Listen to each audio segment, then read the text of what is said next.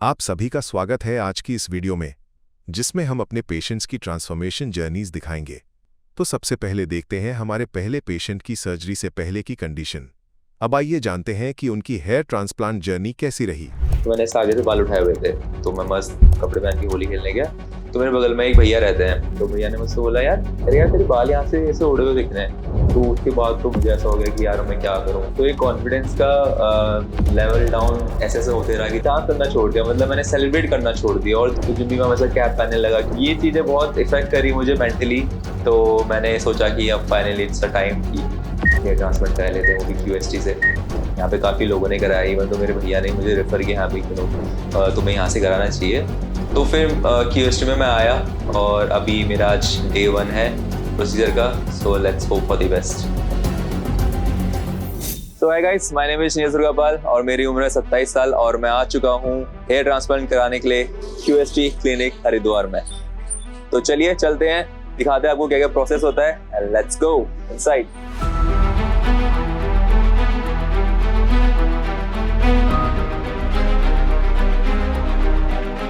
Hi everyone. तो basically मेरा hair fall होना स्टार्ट तब मुझे अभी भी वो दिन याद है, होली का दिन था वो। मैं आई थिंक 11th या 12th क्लास में हूँ, 11th क्लास में था मैं टू बी प्रिसाइज। तो उस टाइम पे मेरे को स्पाइक बाल करने का बहुत शौक था। तो मेरे बड़े बड़े बाल थे, तो मैंने आगे से बाल उठाए हुए थे, तो मैं मस्त कपड़े पहन के होली खेलने गया। तो मेरे बगल में एक भैया रहते हैं, तो भैया ने मुझसे बोला, यार तेरे यहाँ पर चोट लगी है क्या? मैंने कहा नहीं। अरे यार तेरे बाल यहाँ से ऐसे उड़े हुए दिख रहे हैं। तब मैं छोटा था, तब मैंने तो ध्यान नहीं दिया कि ये कुछ गंजापन हो सकता है या हो सकता है। मैंने उसको फॉर ग्रांटेड लिया और मैंने मूव ऑन किया। उसके बाद बैक टू मैंने 11th-12th निपटाई अपनी। उसके बाद कॉलेज पे गया। जैसे ही कॉलेज पे पहुंचा, हेयर स्टाइलिंग की बात है, लोग वहाँ अलग अलग हेयर स्टाइल्स कर रहे हैं और मैं एक बस ऐसे मांग बना के जा रहा हूँ। क्यों? क्योंकि मेरा यहाँ पे बहुत गंदा सा पैच दिख रहा है, एकदम एम्प्टी सा। और जब भी मैं हेयर कट कराने जाऊँ तो मैं उसको स्पेसिफिकली बोलूँ कि यार मेरे को ना ऐसे बाल काटना ताकि मेरा गंजापन छुपे। पहले तो थोड़ा इतना था, अब जाके पूरा इतना यहाँ तक हो गया। तो स्टार्टिंग ऐसे हुई, कॉन्फिडेंस की एकदम ऐसे हो गया था, मतलब बहुत ही डाउन हो गया था। मैं कॉलेज में कुछ परफॉर्म नहीं कर पा रहा था, मैं लोगों से बातें नहीं कर पा रहा था, इसलिए कि लोग मुझे जज करेंगे कि यार इसके तो बाल जा रहे हैं और। तो मेरा मतलब कॉन्फिडेंस एकदम लो हो चुका था। उसके बाद मैंने 3-4 साल ऐसे गुजारे कॉलेज के।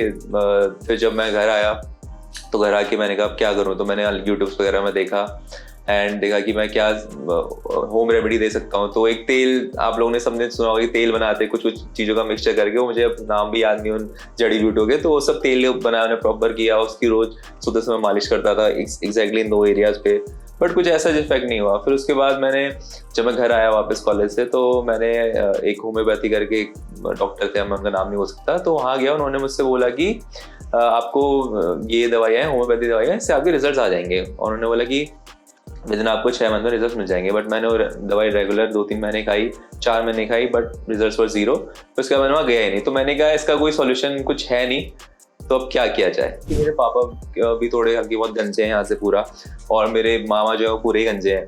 तो एक रीज़न मुझे वो भी लगता है, और दूसरा रीज़न मतलब पापा की तरफ से वाला 70% एंड मुझे लगता है 30% मेरा जो मैंने कॉलेज चेंज किया। इवन दो मैं डाइट में बहुत स्ट्रिक्ट था, मैं जंक कुछ नहीं खाता था, ना अल्कोहल ना स्मोकिंग नथिंग। तो मुझे लगता है कि कहीं ना कहीं मेरे ये 2 मेजर रूल्स रहे हैं मेरे हेयर लाइन रिसीडिंग के पीछे। तो अभी जो मेरी करंट सिचुएशन है वो कुछ ऐसी है कि यहाँ से भी बाल जा चुके हैं, यहाँ से भी काफ़ी अंदर तक बाल जा चुके हैं, और मुझे लगता है यहाँ पे भी काफ़ी हेयर थिनिंग हो गई है। मतलब मैं ऐसे हाथों से बाल को ऐसे करता हूँ तो बहुत पतला फील होता है। जो पहले मेरे डेंस बाल थे, अब वो बहुत थिन हो चुके हैं, मुझे लग रहा है ऐसा। तो जब ये होम रेमेडी वगैरह सब कुछ फेल हो गई थी, मुझे 4-5 महीने में कुछ रिजल्ट नहीं मिला, मेरा कॉन्फिडेंस लो से लो होते जा रहा था। फिर मैंने ऐसे, मुझे रैंडमली, जब आप गूगल में कुछ सर्च करते हो हेयर्स को लेके, तो वो गूगल इतना एडवांस है कि वो आपको कुछ ना कुछ रिकमेंडेशन दे देता है। तो वहाँ से मुझे हेयर ट्रांसप्लांट का वर्ड समझ आया, तो फिर मैंने उस पर रिसर्च करी। मैं इसको कम से कम 1.5-2 साल से रिसर्च कर रहा हूँ इस चीज़ पे, बट मुझे वो कॉन्फिडेंस नहीं आ पा रहा था कि मैं कराऊँ या नहीं कराऊँ। तो फाइनली मैंने काफ़ी रिसर्च करी। फिर मेरे को QST का नाम सुनाई दिया हरिद्वार का। यहाँ पे काफ़ी लोगों ने कराया, इवन तो मेरे भैया ने मुझे रेफ़र किया, यहाँ भी क्यों तुम्हें यहाँ से कराना चाहिए। तो फिर QST में मैं आया और अभी मेरा आज Day 1 है प्रोसीजर का। So let's hope for the best. तो ये कॉन्फिडेंस का लेवल डाउन ऐसे होते रहा कि जैसे मैं सोशली कब जाने लगा। जैसे मेरे को ना डांस करने का बहुत शौक है, ऐसे बारात वगैरह में। तो पहले मैं बहुत डांस वगैरह करता था, बट अब जब आप डांस करते हो तो आपको स्वेट होता है, तो स्वेट होने से क्या हुआ, मेरे बालों की यहाँ पे एकदम चिपक के एकदम गंजापन दिखने लगा। तो वो मुझे बड़ा ऑकवर्डनेस लगता था। उस चक्कर में मैंने अपना डांस करना छोड़ दिया, मतलब मैंने सेलिब्रेट करना छोड़ दिया। और दूसरा, मैं इनटू फिटनेस हूँ, मैं जिम वगैरह जाता हूँ, तो जिम भी मैं वैसा कैप पहनने लगा। क्यों? क्योंकि वहाँ पे भी स्वेटिंग होती है तो आपका फिर गंजापन दिखाई देता है। तो मेरा जैसे 5 मिनट में बैठा हूँ, 5 मिनट से मेरा 2 मिनट तो ऐसे ऐसे करने में चले जाएगा टाइम, तो कि यार मेरा गंजापन तो दिख रहा, लोग देख रहे होंगे अभी तो गंजा हो रहा है। और किसी ने कहीं गलती से अगर मुझे बोल दिया कि भाई यार तेरे यहाँ पे क्या हो रहा है, मुझे एक इंसिडेंट याद है, मैं जिम में ही वर्कआउट कर रहा था, तो मेरे ट्रेनर ने मुझसे बोला, मैं पता नहीं बेंच प्रेस मारा था, तो मैं उठा तो उन्होंने कहा यार तेरे यहाँ पे चोट लगी है क्या, तेरे ऐसे कुछ खाली वाला दिख रहा है। तो उसके बाद तो मैं 1-2 दिन तक जिम ही नहीं गया। मुझे ऐसा हो गया कि यार मैं क्या करूँ। तो ये चीज़ें बहुत इफेक्ट करी मुझे मेंटली। तो मैंने सोचा कि अब फाइनली इट्स अ टाइम कि हेयर ट्रांसप्लांट करा लेते हैं, वो भी QST से। तो यहाँ मैं आ चुका हूँ फिर मैंने फाइनली QST को हिम्मत करके कॉल की, और रिसेप्शन वाले काफ़ी सपोर्टिव थे। उन्होंने काफ़ी अच्छे से अटेंड किया मुझे। उन्होंने मुझसे पूछा कि आप अपनी फ़ोटो शेयर कीजिए, हम आपको फिर बताएंगे कि आपके कितने नंबर ऑफ ग्राफ्स लगने हैं। तो मैं तुरंत उनको फ़ोटो शेयर करी। फिर उन्होंने एक डिटेल एनालिसिस में जो हमें बताया कि आपके 2000 अप टू 2000 ग्राफ्स लग सकते हैं, एंड ये आपका पैकेज रहेगा। तो इस हिसाब से उन्होंने मेरी काफ़ी हेल्प करी। तो फाइनली मैं QST क्लिनिक आ चुका हूँ, और आते ही इन्होंने मुझे पहले बता दिया कि आपको ये ब्लड टेस्ट करा के आना है। तो मैंने वो सब ब्लड टेस्ट करा के ले आया था मैं ऑलरेडी। उसके बाद यहाँ के बस मेरा एक एलर्जी का टेस्ट हुआ, उन्होंने कुछ इंजेक्शन लगाया। बस उन्होंने बोला कि अगर आप यहाँ पे 5 मिनट के अंदर इचिंग वगैरह कुछ होती है तो हमें बताना। तो ऐसा मुझे कुछ हुई नहीं है। और इसके बाद अब मेरा हेयर ट्रिम होगा, एंड देन हेड वॉश होगा, देन हेयर लाइन बनाई जाएगी, तो और फिर देन स्लिट्स वगैरह। तो ये मेरा Day 1 में कवर होगा।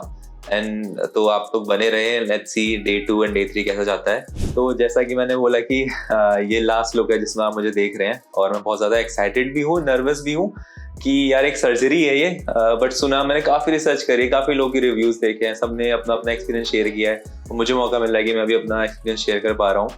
तो let's hope for the best, सब कुछ बढ़िया हो, और मैं आप लोग से मिलूँ कुछ महीनों बाद, और ये जो है ये कॉन्फिडेंस अलग ही लेवल पे बूस्टअप रहे।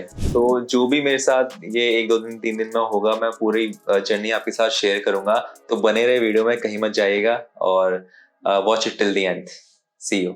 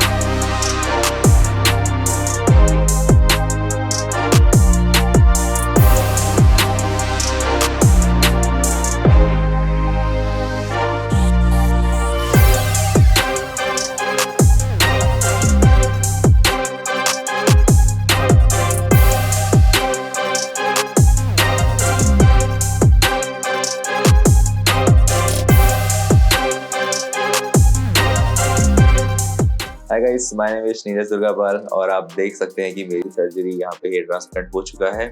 और आज Day 2 में मेरा ट्रांसप्लांट हो गया। मैं कल Day 1 पे आया था, तो Day 1 से अगर हम लोग बात करें तो Day 1 में पहले मैं आया, मेरी सारी ब्लड रिपोर्ट वगैरह टेस्ट हुई, देन एक मुझे एलर्जी का टेस्ट दिया गया, वो हुआ, देन मेरे हेयर ट्रिम हुए गए, हेयर लाइन बनाए गए डॉक्टर के प्रिस्क्रिप्शन के साथ। उन्होंने बताया कि आप पे लुक अच्छा लगेगा।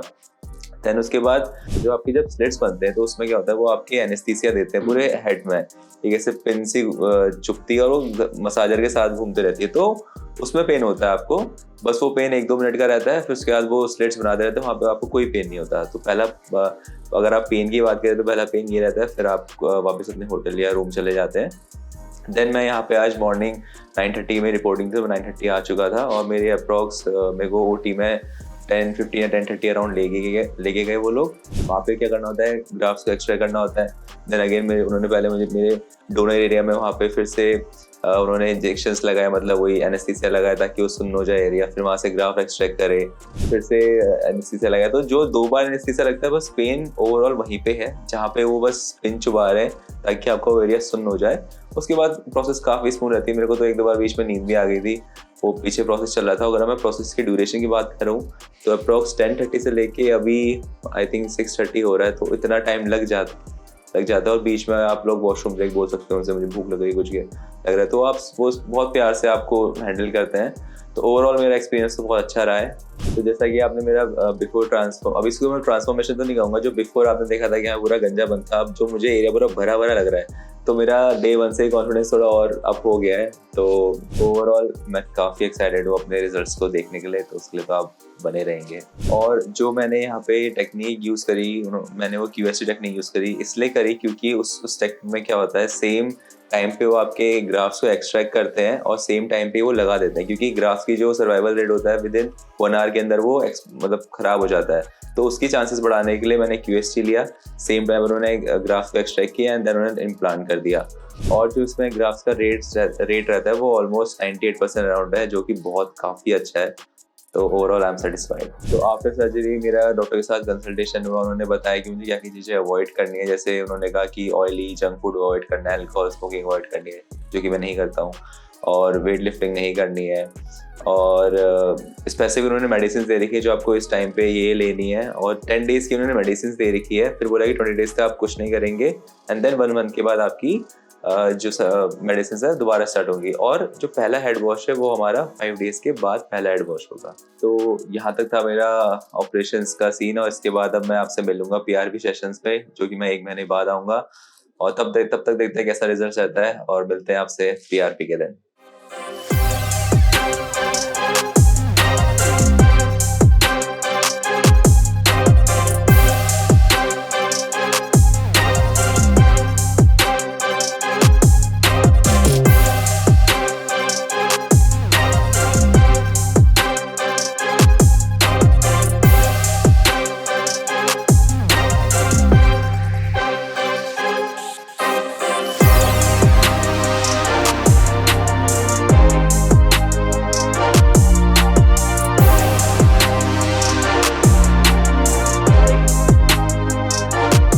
अब आगे बढ़ते हैं और मिलते हैं हमारे अगले पेशेंट से। कभी कभी बच्चे भी बोल देते हैं कि सर आपके बाल झड़ रहे हैं, सर आपका माथा काफ़ी ऊंचा हो गया है, तो तब फील होता है कि काश मेरे बाल अच्छे होते इस टाइम। हेयर फॉल मेरा 2019 से काफ़ी स्लोली स्टार्ट हुआ था। पहले 1-2 बाल जाते थे, फिर मैंने उसको इग्नोर कर दिया, फिर लगातार ज़्यादा जाने लगे, फिर मुझे और स्ट्रेस होने लगा, उस स्ट्रेस की वजह से और बाल जाने लगे। मैंने काफ़ी सर्चेस की हेयर फॉल के लिए, काफ़ी कुछ किया मैंने, पर कुछ उसका फ़ायदा नहीं हुआ मुझे। फिर डर भी लग रहा था, काफ़ी दिल में डर था कि ट्रांसप्लांट सक्सेसफुल नहीं हुआ, रिज़ल्ट नहीं आए तो क्या होगा।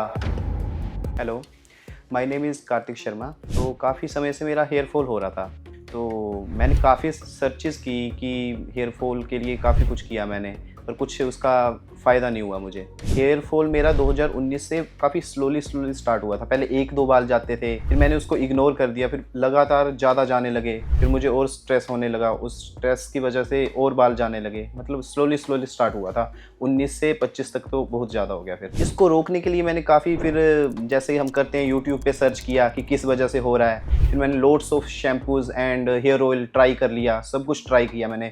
फिर मेरे दोस्त ने बोला तू चल मिनोक्सिडिल लगा के देख ले। फिर मैंने मिनोक्सिडिल भी ट्राई किया, बट उससे वो सारे रिजल्ट टेम्परेरी थे। फिर उससे मेरी हेयर लाइन थोड़ी और रिसीड होने लग पड़ी, जैसे मैंने मिनोक्सिडिल को कम कर दिया। और हेयर ऑयल कुछ मतलब टेम्परेरी थे, परमानेंट कोई मुझे सोल्यूशन नहीं मिला उसके बाद। और फिर स्ट्रेस से और मेरे बाल जाने लगे और मेरी हेयर लाइन और रिसीड होगी उससे। तो फिर बस मैंने सोचा कि कोई परमानेंट किसी के लिए जाता हूँ कि कोई परमानेंट सोल्यूशन मिल जाए। देन मैंने एक बार, मेरे फ्रेंड ने भी मुझे सजेस्ट किया कि तुम QHT क्लिनिक के बारे में एक बार सोच सकते हो। फिर मैंने उसके लिए सर्च किया, फिर बट उसकी ब्रांच हरिद्वार में थी, पर मुझे फिर बाद में पता चला कि इसकी सेम क्लिनिक दिल्ली में भी है। फिर वहाँ पे मैं एक बार गया, कंसल्ट किया डॉक्टर्स टीम के साथ, और वहाँ पे जो भी डॉक्टर्स थे उन्होंने मेरी जितनी भी क्यूरीज थी उनको काफ़ी अच्छे से समझाया। उन्होंने मेरे एक डाउट्स क्लियर किए, जो भी प्रोसीजर है उसके बारे में बताया। फिर फाइनली मैंने फिर हेयर ट्रांसप्लांट के लिए सोचा है मैंने। होप सो कि रिजल्ट अच्छे आए। ट्रांसप्लांट के बारे में सबसे पहले मैं वैसे ही इंस्टाग्राम या वो स्लाइड कर रहा था तो वहाँ पे वीडियोस आई, उसके बारे में मुझे इंस्टाग्राम या यूट्यूब वहीं से पता चला था। माइंड में मेरे काफ़ी सवाल थे ट्रांसप्लांट को लेके कि क्या मतलब कि इसका लॉन्ग टर्म कोई साइड इफ़ेक्ट होगा या अपने ब्रेन पे कोई इफ़ेक्ट हो सकता है या कोई मुझे लॉन्ग टर्म कोई बीमारी ना लग जाए इससे। तो काफ़ी मैंने सर्च किया था, फिर डर भी लग रहा था, काफ़ी दिल में डर था कि ट्रांसप्लांट सक्सेसफुल नहीं हुआ, रिजल्ट नहीं आए तो क्या होगा, तो पैसा भी खर्च होगा, टाइम भी वेस्ट होगा। तो सारे इतने काफ़ी सवाल थे मेरे मन में। जैसे जैसे मेरे बाल जा रहे थे और मेरी एज भी काफ़ी कुछ नहीं थी तो कॉन्फिडेंस काफ़ी लूज़ होता था। मुझे बाहर जाने से डर लगता था, मतलब अपने फैमिली फंक्शंस में फ्रेंड्स से मिलने के लिए डर लगता था कि मेरा कॉन्फिडेंस थोड़ा थोड़ा लूज़ हो रहा था। यंगर एल्डर मेरे हैं, काफ़ी उनके बाल हैं और जैसे लोग उनको बोल देते हैं आपके बाल इतने अच्छे हैं या कुछ, तब मुझे फील होता है कि मैं उनसे एज में कम और मेरे बाल कम हैं, काश मेरे भी बाल इतने अच्छे होते। देखो, बाल जाने के तो काफ़ी रीज़न हो सकते हैं। जो मैंने सर्च किया या अपने ऊपर ट्राई किया, जो मुझे पता लगा मेनली कि मैं घर से काफ़ी टाइम में ना अलग अलग स्टेट में स्टडी किया मैंने। अब जॉब के लिए दिल्ली आया हूँ, स्टडी के लिए लुधियाना था, तो अलग अलग जगह का पानी जो मेरे सर पे गया है, मतलब सर पे हुआ है, उसके कारण मेरे बाल गए हैं। सेकंड कि आजकल की डाइट हमारी ऐसी है कि फास्ट फूड वगैरह और प्रॉपर हमें विटामिन प्रोटीन वगैरह कुछ नहीं मिल रहा, उसका कारण भी बाल हेयर लॉस का हो सकता है। कभी कभी फील होता है, कभी कभी बच्चे भी बोल देते हैं कि सर आपके बाल झड़ रहे हैं, सर आपका माथा काफ़ी ऊंचा हो गया है, तो तब फील होता है कि काश मेरे बाल अच्छे होते इस टाइम। तो आज मैं यहाँ आया क्लिनिक में, तो मेरी पूरी टीम से बातचीत हुई, तो मैं काफ़ी इन्होंने जो भी बताया मुझे उससे काफ़ी मैं सेटिस्फाई हूँ। तो काफ़ी अच्छा मेरा यहाँ पे एक्सपीरियंस रहा। इन्होंने मुझे ग्राफ्ट बताए थे 3500 ग्राफ्ट बताए थे और बाकी इन्होंने बोला ऊपर नीचे हो सकते हैं, जब आपकी स्लिट्स बनाएंगे या जो भी प्रोसीजर है इसका करेंगे वो 10% ऊपर नीचे हो सकते हैं। और आज मेरा फर्स्ट प्रोसेस है यहाँ पे। Hope for the best result जो भी फ्यूचर में आएंगे। यह हमारे पेशेंट की बिफोर कंडीशन थी। उनकी हेयर लाइन कंप्लीटली रीसेट हो चुकी थी, जिसकी वजह से उनका फ्रंटल एरिया काफी ज्यादा अफेक्टेड और विजिबली डैमेज लग रहा था। फ्रंटल टफ्ट में सिर्फ कुछ ही बॉल विजिबल थे, जबकि फ्रंटल और half mid scalp area damage था जो क्लियरली दिखाई दे रहा था। अच्छी बात यह थी कि rest of the scalp healthy hair से कवर्ड था। सबसे पॉजिटिव एस्पेक्ट ये रहा कि पेशेंट का डोनर एरिया काफी थिक, स्ट्रॉन्ग और हेल्दी हेयर फॉलिकल्स से भरा हुआ था। अगर आप बाल्डनेस की इस स्टेज को फेस कर रहे हैं या फिर हेयर ट्रांसप्लांट करने के लिए सर्च कर रहे हैं, तो आज ही QHT की नियरेस्ट ब्रांच हरिद्वार, दिल्ली, गुरुग्राम, हैदराबाद में विजिट करें। Hello, my name is Kartik Sharma और कल मेरा QHT क्लिनिक से हेयर ट्रांसप्लांट की सर्जरी स्टार्ट हुई थी और आज मेरी सर्जरी कंप्लीट हुई है। मेरे जो सर्जरी में टोटल ग्राफ्ट लगे हैं 3300 लगे हैं। तो सर्जरी से पहले तो काफ़ी मुझे डर था कि क्या होगा, थोड़ी हेजिटेशंस भी थी मन में। तो जैसे जैसे सर्जरी का स्टार्ट हुई तो सारी टीम ने काफ़ी अच्छे से कोऑपरेट किया मेरे साथ और सारा प्रोसेस समझाया। और जब सर्जरी स्टार्ट हुई बीच में तो बार बार मुझे पूछ रहे थे कि दर्द तो नहीं हो रहा, पेन तो नहीं हो रहा। तो काफ़ी अच्छे से सारा प्रोसेस हो गया और पता भी नहीं चला मुझे। तो जैसे मैं क्लिनिक में आया तो क्लिनिक के अंदर आते ही ना बहुत पॉजिटिव सी वाइब आ गई मुझे कि काफ़ी अच्छा, और यहाँ पे आसपास मुझे देख के और रिजल्ट देख के काफ़ी अच्छा लगा मुझे। तो सब कुछ हाइजीन भी काफ़ी अच्छी थी क्लिनिक में और सारा प्रोसेस बिल्कुल प्रॉपर उसके साथ हो रहा था, तो काफ़ी अच्छा लगा मुझे। जब कल मेरी सर्जरी स्टार्ट हुई थी तो कल जो था फर्स्ट स्टेप था, सबसे पहले लोकल एनेस्थीसिया देके मेरे 3300 स्प्लिट्स बनाए थे। उसके बाद मैं आज दोबारा आया तो आज सबसे पहले तो लोकल एनेस्थीसिया देके मेरा एक्सट्रैक्ट किए गए ग्राफ्ट्स, तो टोटल ग्राफ्ट्स एक्सट्रैक्ट करके फिर आगे ट्रांसप्लांट किया गया उन ग्राफ्ट्स को। काफ़ी अच्छे से सर्जरी होगी, काफ़ी अच्छा बिहेवियर था सबका, स्टाफ का, पूरी टीम का। सारे मुझे अच्छे से कोऑपरेट कर रहे थे और जितनी भी क्यूरीज थी मेरी बीच में वो भी सबने अच्छे से क्लियर की और काफ़ी अच्छा लगा मुझे। तो जैसे मेरा ट्रांसप्लांट होना था, स्टार्टिंग में मुझे बहुत डर था कि काफ़ी पेन होगा क्योंकि स्किन का चक्कर था। तो फिर जैसे सर्जरी स्टार्ट हुई तो मुझे कुछ भी फील नहीं हुआ, कोई पेन नहीं हुआ। और जब थोड़ा सा पेन हो भी रहा था तो डॉक्टर अच्छे से कोऑपरेट कर रहे थे और लोकल एनेस्थीसिया देके फिर जरा भी पेन नहीं हुआ मुझे। स्लिट्स क्रिएशन और हेयर लाइन मार्किंग के बाद सर्जिकल प्रोसीजर को सिस्टमेटिकली स्टार्ट किया गया। सबसे पहले पेशेंट के स्कैल्प में लोकल एनेस्थीसिया दिया गया ताकि पूरा प्रोसीजर कंप्लीटली पेन फ्री और कंफर्टेबल रहे। इसके बाद हाईली स्ट्रेटेजिक प्लानिंग के साथ प्रीसाइज स्लिट्स क्रिएट किए गए, जिससे ग्राफ्ट इंप्लांटेशन के दौरान परफेक्ट डायरेक्शन, एक्यूरेट एंगल और कंट्रोल डेप्थ मेंटेन हो सके। इस स्टेप का मेन ऑब्जेक्टिव था कि final outcome completely natural looking और एस्थेटिकली बैलेंस्ड हो। फिर एक्चुअल सर्जिकल इंप्लांटेशन फेज शुरू हुआ, जिसमें हर स्कैल्प जोन की स्पेसिफिक रिक्वायरमेंट को ध्यान में रखते हुए ग्राफ्ट्स को केयरफुली और साइंटिफिकली प्लेस किया गया। हेयर लाइन जोन में सॉफ्ट और नेचुरल अपीयरेंस इंश्योर करने के लिए सिंगल और थिन हेयर फॉलिकल्स इंप्लांट किए गए ताकि हेयर लाइन बिल्कुल नेचुरल ग्रो हो। फ्रंटल और हाफ मिड स्कैल्प एरिया में एनहांस्ड डेंसिटी अचीव करने के लिए डबल और triple follicular grafts strategically implant किए गए। इस पूरे प्रिसीजन बेस्ड और टेक्निक ड्रिवन प्रोसीजर में टोटल 3300 ग्राफ्ट्स सक्सेसफुली इंप्लांट किए गए। ये सभी ग्राफ्ट्स पेशेंट के सेफ डोनर जॉन से एक्सट्रैक्ट किए गए थे। ये follicles naturally DHT hormone resistant होते हैं, जो लॉन्ग टर्म हेयर रिटेंशन के लिए बहुत इंपॉर्टेंट फैक्टर है। एडवांस्ड QHT टेक्निक का यूज करते हुए ग्राफ्ट्स को सेम टाइम पर एक्सट्रैक्ट और इंप्लांट किया जाता है, जिससे उनका ग्राफ्ट सर्वाइवल रेट 95% तक रहता है और पेशेंट को लॉन्ग लास्टिंग, डेंस, नेचुरल और स्मूथ रिजल्ट्स मिलते हैं। अगर आप भी एक इन्फॉर्म्ड और सेफ प्रोसीजर लेना चाहते हैं तो नीचे कमेंट करके लिखिए हेयर ट्रांसप्लांट। 1 महीने बाद जब पेशेंट फॉलोअप और PRP सेशन के लिए क्लिनिक आए तो ट्रांसप्लांटेड एरिया में हल्का शेडिंग नोटिस हुआ। रिकवरी बिल्कुल स्मूथ चल रही है और हेयर ग्रोथ जर्नी सही डायरेक्शन में प्रोग्रेस कर रही है। ये हमारे पेशेंट के सर्जरी एक्सपीरियंस का समरी था। आगे भी हम आपके साथ पेशेंट की प्रोग्रेस रेगुलरली शेयर करते रहेंगे। अगर आपको यह सर्जरी प्रोसेस और एक्सपीरियंस इन्फॉर्मेटिव लगे या आप भी ऐसा पेनलेस हेयर ट्रांसप्लांट एक्सपीरियंस लेना चाहते हैं तो आज ही हमारे एक्सपर्ट्स के साथ अपनी कंसल्टेशन बुक करें। Thank you for watching. Hello friends, अगर आपने अभी तक हमारे चैनल को सब्सक्राइब नहीं किया है तो प्लीज इस वीडियो को लाइक कीजिए, शेयर कीजिए और हमारे चैनल को सब्सक्राइब कीजिए और ध्यान रहे बेल आइकन दबाना ना भूलें, जिससे हमारे हर वीडियो का अपडेट आपको समय समय पर मिलता रहेगा।